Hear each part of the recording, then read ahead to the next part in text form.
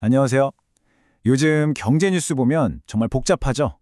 그래서 오늘은 이 모든 소음 속에서 지금 시장을 진짜로 움직이고 있는 핵심 동력 세 가지가 뭔지 명쾌하게 한번 파헤쳐 보겠습니다. 매일같이 쏟아지는 정보들 때문에 뭘 봐야 할지 헷갈릴 때가 많습니다. 그런데 말이죠. 이 모든 현상을 관통하는 진짜 힘은 과연 뭘까요? 바로 이 질문에서부터 오늘 이야기를 시작해 보려고 합니다.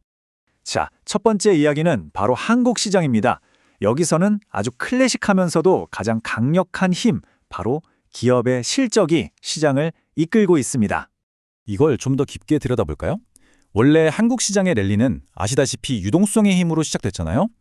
그러니까 시장에 돈이 많이 풀리면서 주가가 올랐던 건데 지금은 이야기가 완전히 달라졌습니다. 이제 진짜 체력이 붙기 시작한 거죠. 그 증거가 뭐냐고요? 바로 이 숫자입니다. 무려 5조 4천억 원.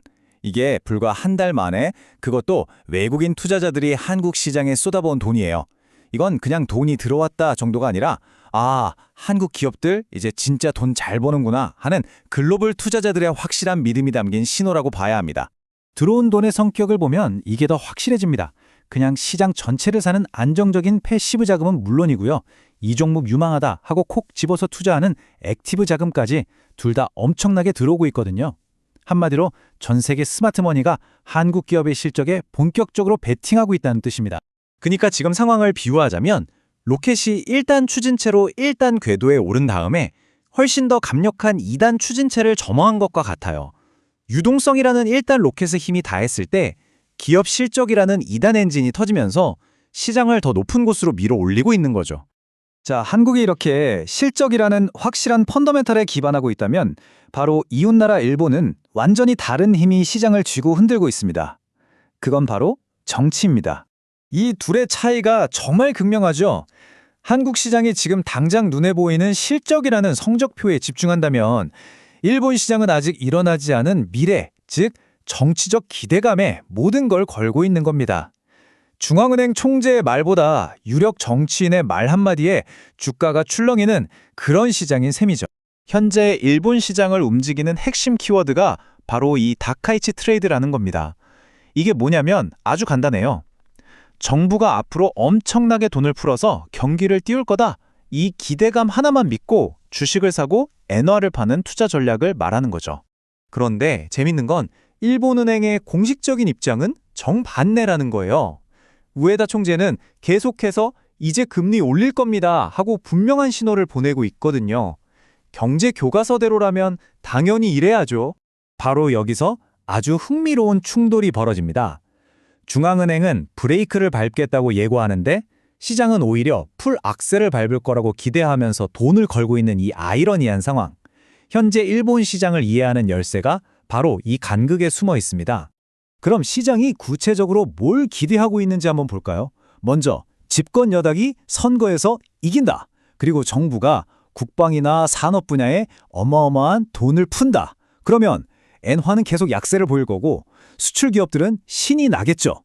한마디로 투자자들은 중앙은행의 경고쯤은 가뿐히 무시할 만큼 정치 이벤트가 훨씬 더 강력한 힘을 발휘할 거라는 꽤나 대담한 도박을 하고 있는 겁니다. 자, 이제 마지막 세 번째 동력으로 넘어가 보겠습니다. 바로 원자재의 시장인데요. 여기서는 그 어떤 예측도 무의미하게 만드는 아주 거친 힘이 모든 것을 지배합니다. 우선 기본적인 데이터부터 한번 보시죠. 주요 기관들의 공식 전망을 보면요. 2026년 원유 시장은 수요보다 공급이 많은 이른바 초과 공급 상태일 거라고 합니다. 그럼 이론적으로는 어때야 할까요? 그렇죠. 유가는 안정되거나 오히려 떨어져야 정상이겠죠. 하지만 이론은 그냥 이론일 뿐 현실은 언제나 우리의 예상을 뛰어넘습니다.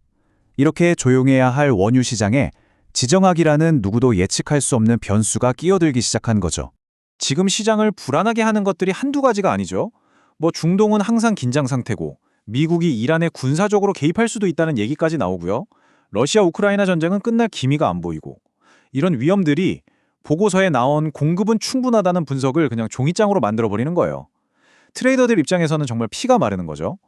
실제로 공급에 문제가 생기지 않아도 혹시 하는 그 공포감 하나만으로도 시장이 요동치는 겁니다.